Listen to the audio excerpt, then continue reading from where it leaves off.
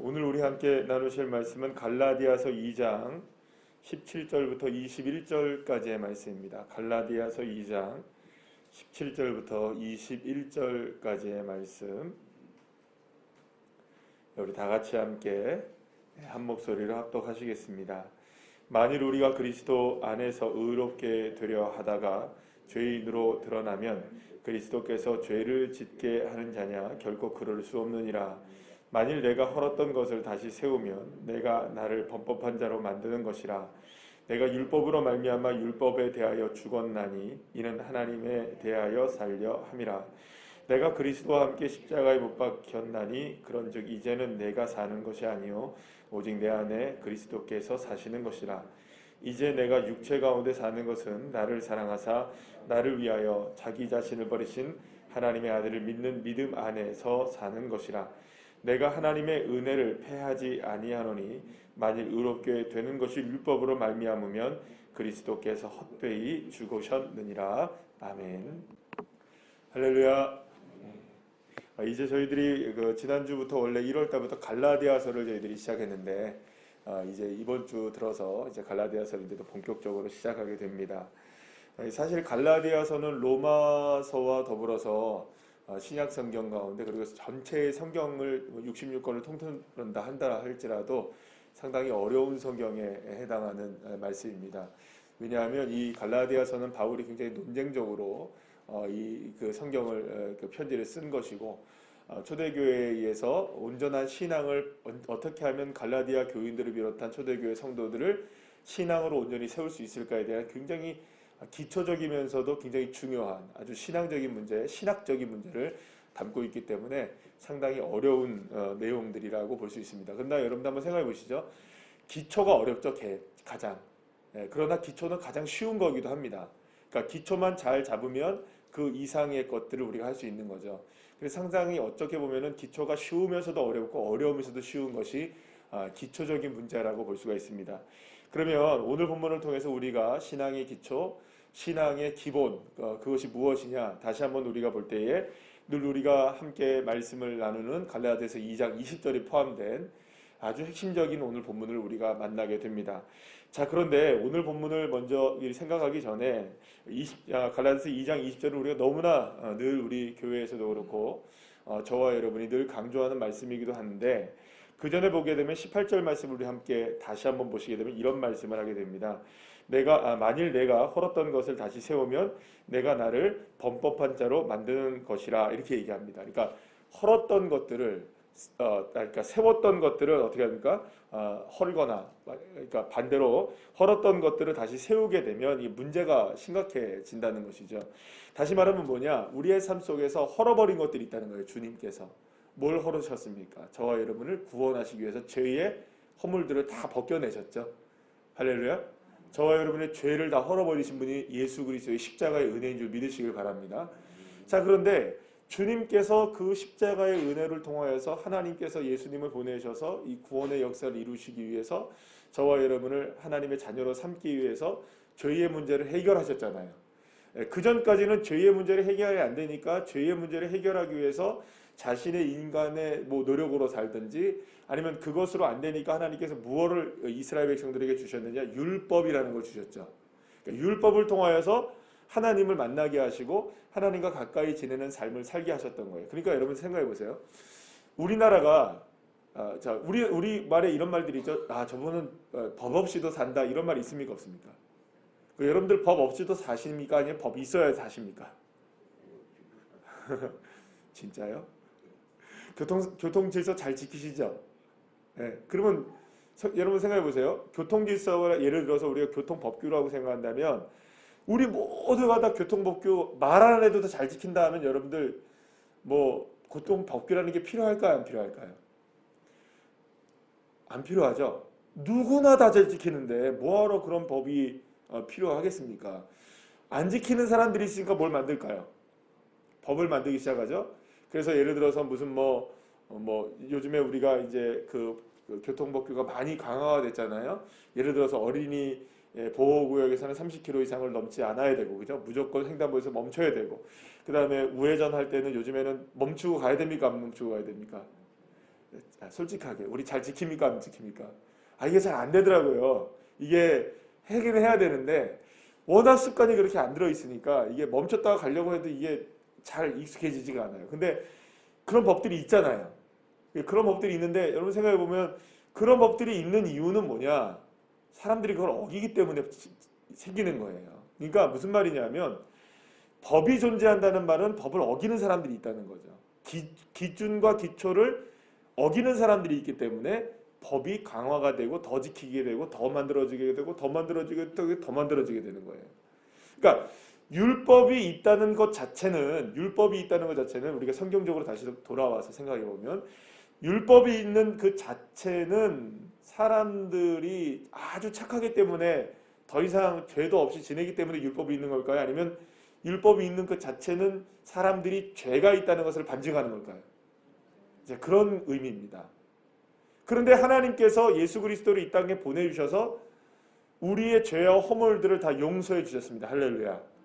값없이 거저 예수님의 은혜로, 하나님의 은혜로, 십자가의 능력으로, 할렐루야.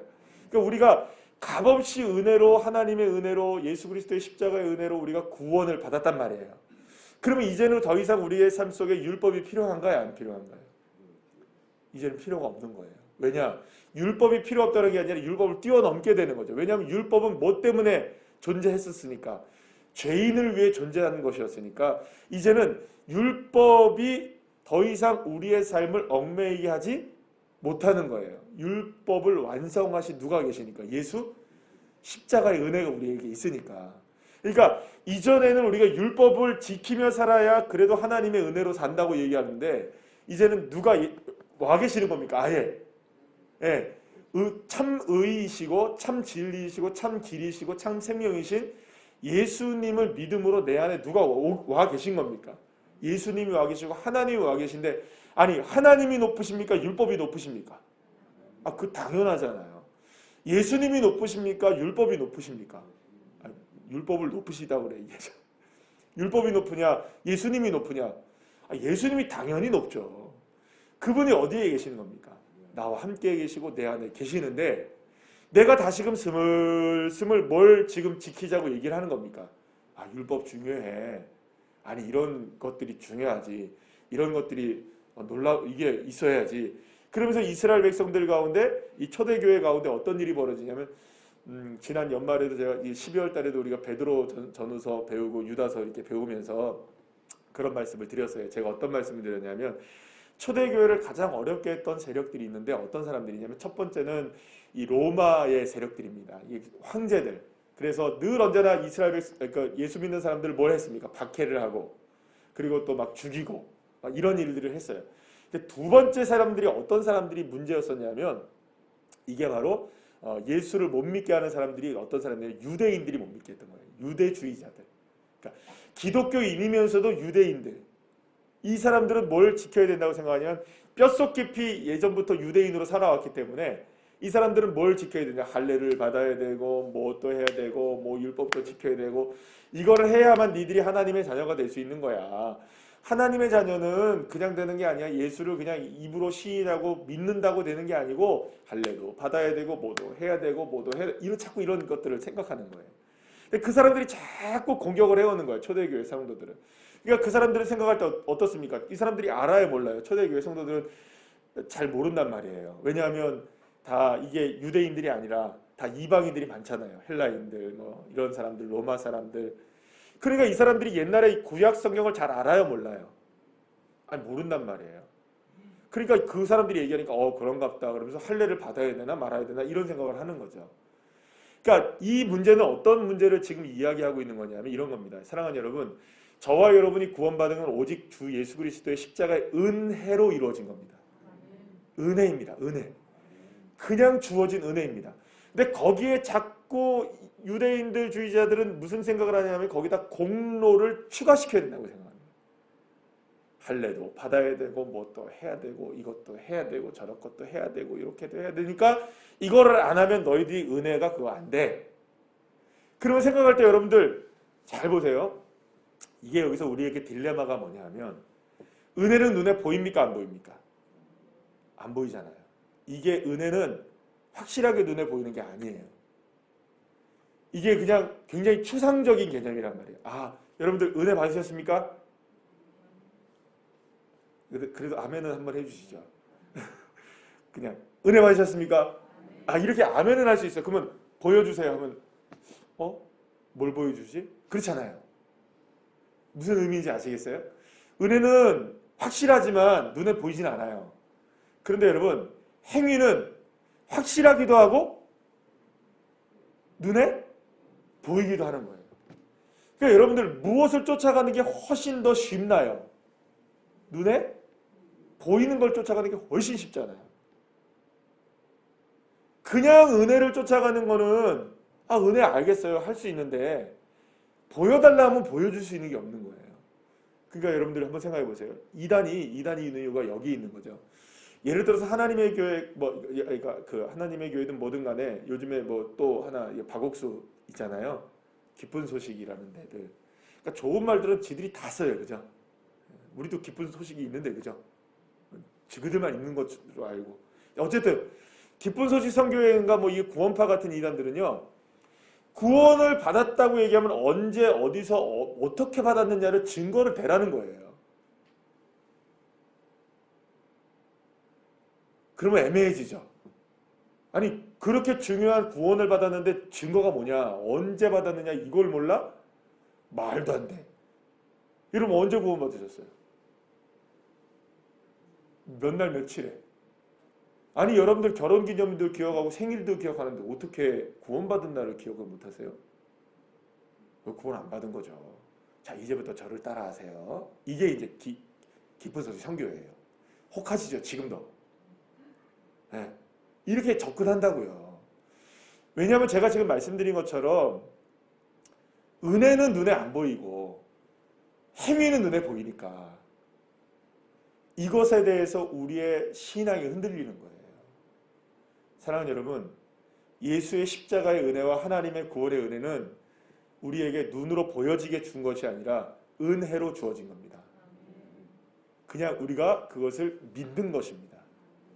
어떤 것이 있어서 믿는 것이 아니라 무엇이 되었기 때문에 믿는 것이 아니라 그저 주님 믿는 겁니다. 이게 믿음입니다. 그래서 히브리서에도 우리에게 말하는 것처럼 믿음은 바라는 것들의 실상이고 보이지 않는 것들의 증거이지 증거가 있기 때문에 믿고 실상이 있기 때문에 믿는 게 아니라는 거예요. 바라기 때문에 실상이 있는 거고요. 할렐루야. 우리가 믿기 때문에 증거가 되는 거죠. 그러니까 성경은 꾸준하게 우리에게 말씀하는 건 어떤 이야기를 하냐면 우리가 받은 은혜는 하나님에게서 우리가 받은 은혜는 눈에 보이는 은혜가 아니라는 거예요. 그러나 확실한 은혜라는 거죠. 여기에서 우리가 혼돈이 시작되면은 무엇 자꾸 우리에게 우리 자신 스스로에게 요구하게 되고 성도들에게 요구하게 되냐면 자꾸 그래서 믿음이 없는 자들이 예수님도 말씀하셨어요. 표적을 구한다. 근데 여기서 말하는 표적은 우리가 기적을 체험한다라는 의미하고 다른 겁니다. 그러니까 약간은 다른 점이 있는 거죠. 그러니까 어떤 의미를 가지고 여러분들에게 말씀을 드리는 거냐면 이런 겁니다. 지금 갈라디아서를 통해서 지금 사도 바울이 이야기하고 있는 건 그겁니다. 우리가 하나님의 은혜로 살고 믿음으로 살고 오직 말씀으로 살고 할렐루야. 이런 은혜로 살아야 하는데 여기에 자꾸 인간의 공로들과 나의 생각들과 나의 모습들과 이런 것들이 자꾸 추가가 되면서 뭘 자꾸 다시 세웁니까? 헐었던 것들을 다시 막 이런 것들을 세우는 거예요. 막 이런 것들을 세워가는 거예요. 그러면 그것들을 세워지면 여러분들 사람들은 예수님의 은혜로 살까요? 세워진 것으로 살까요? 그렇죠. 이걸로 사는 거예요. 여러분들 이게 바로 하나님께서 십계명을 통하여서 우리에게 형상을 만들지 말라는 이유와 동일한 이야기들입니다. 근데 우리는 얼마나 많은 우상들의 형상들을 만들어 놓고 이것을 믿어야 된다, 저것을 믿어야 된다, 이렇게 해야 된다, 저렇게 해야 된다는 게 얼마나 많은지 몰라요. 사랑하는 여러분, 이 말을 오해하지 마십시오. 우리가 교회 지금 2023년도로 살아가면서 우리가 살아가면서 교회 제도나 교회 뭐 이런 것들이나 저런 것들이 아예 필요 없다 이런 얘기를 하는 게 아닙니다. 우리 자신 스스로의 신앙을 세워나갈 때 가장 중요한 것이 무엇인가를 얘기하는 거죠. 가장 중요한 건 뭘까요? 여러분, 저와 여러분 아무것도 없다 할지라도 예수 한 분이면 충분하고, 할렐루야. 우리가 무엇을 세우지 못했다 할지라도 내 삶 속에 예수 한 분님이 계신 것을 믿는 것이 축복이고, 여러분, 그래서 우리는 우리의 삶의 축복과 우리의 삶의 역사하시는 하나님의 능력과 은혜, 우리에게 주시는 영권을 자꾸 눈에 보이는 무엇인가로 평가하려는 잘못된 잣대들을 우리 갖고 있는 거죠. 이렇게 되면 하나님의 은혜였구나, 저렇게 되니까 하나님의 은혜였구나. 여러분, 그게 없어도 주님은 은혜이십니다. 늘. 이게 기초죠. 기초. 거기가 되어졌을 때에 무엇이 쌓입니까? 이런 것들이 쌓여지는 거죠. 은혜들이 쌓여지면 은혜들은 나중에는 결국에는 우리가 느껴지고 보여지고 알아질까요? 아니면 끝까지 모를까요? 알게 되는 거예요. 사랑하는 여러분, 그게 진짜 은혜인 거죠. 그러니까 여러분들 얼마 전에 제가 무슨 이야기를 들으면서 그랬어요. 진짜 돈이 많은 사람들은, 진짜 이렇게 돈이 많은 사람들은 온몸에 명품들을 진짜로 막 이렇게 보여지는 명품들을 갖고 입고 나오진 않는데요. 그냥 어느 정도 좋은 것만 입고 나온대요. 왜냐하면 오히려 돈 많은 사람들이 명품을 많이 입고 나오면 저 사람들은 돈 자랑한다고 이 얘기할까봐 오히려 그렇지 않대요. 그러니까 좀 착한 부자들이겠죠? 네? 그래도 그 사람들에게는 뭐가 드러나는 겁니까? 그냥 적당한 옷 입어도 부티가 나는 거예요. 그 부티라는 게 있잖아요. 그죠? 뷰티가 아니라 부티. 이해되십니까? 제가 여러분들 제가 고등학교 때 이제 학교를 딱 갔더니, 고등학교 1학년 때 딱 들어갔더니 이런 얘기 하더라고요. 우리 수학 선생님이 여자 선생님이셨는데 저보고 이게 수학 성적을 딱 보더니 저보고 탁 쳐다보더니 하시는 말씀이, 야, 너는 공부는 잘하게 생겼는데 왜 이러냐? 그러더라고요. 제가 이래봬도 공부는 잘하게 생겼습니다. 그죠? 여러분들 생긴 거는 잘하게 생겨요. 그죠? 네. 여러분, 부티는 나야 되죠. 가만히 있어도. 여러분들 생각해보면요, 가만히 있어도 부티가 나는 사람이고 가만히 있어도 공부 잘하게 생긴 것처럼 보이기도 하는 그런 사람들이 있어요. 여러분들 가만히 있어도 주님의 은혜인 줄을 아는 사람들이 있는 거예요. 할렐루야. 이게 무슨 얘기냐?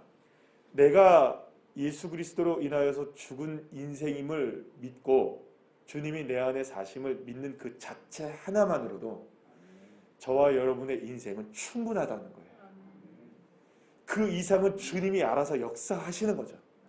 그래서 먼저 그의 나라와 그의 의를 구하라, 그리하면 이 모든 것을 너희에게 더하시는.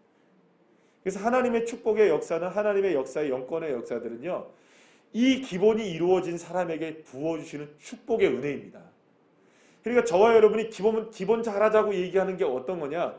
나는 예수의 은혜로 죽었습니다. 하나님의 은혜로 나는 삽니다. 그럼 누가 여기서 사십니까? 내 안에 예수님이 사십니다. 그런데 자꾸 예수님으로 충분한 인생이 되는데 예수님 말고 다른 것도 좀 필요한데, 예수님 말고 이것도 좀 필요한데, 예수님이 아니고 이것도 좀 필요한데 저것도 필요한데, 뭐 자꾸 뭘 쌓아놓는 겁니까? 예수님이 헐어버렸던 모든 것들을 내가 다시 스스로 쌓고 있는 거예요. 그래서 스스로의 율법들을 만들어내는 거죠. 스스로의 모든 것들을 만들어내고 있는 거죠. 다 헐어버리셔야 됩니다. 거기에 딱 누구만 남도록, 예수 한 분만 남도록. 사랑하는 여러분, 그래서 예수님 한 분으로 충분한 것입니다. 그래서 갈라디아서 2장 20절이 그렇게 나온 이야기입니다.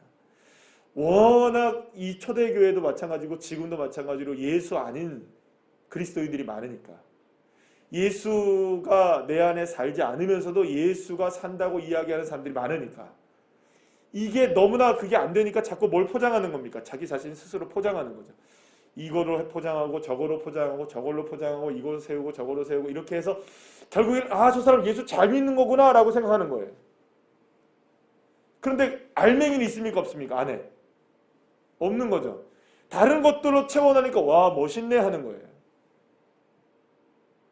얼마 전에 그런 뉴스를 들었어요. 그 가수 중에 래퍼 도끼라는 친구 있죠. 이름도 특이해. 애들이 왜? 도끼.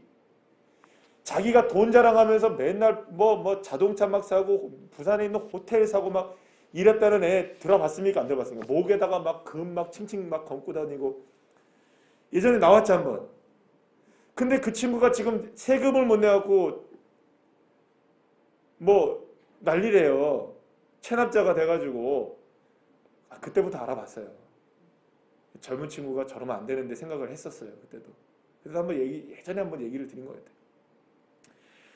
그런다고 여러분들 내 몸에 여러분들 금으로 치장한다고 머리부터 발끝까지 금으로 치장한다고 그 사람이 금과 같은 인생이 됩니까?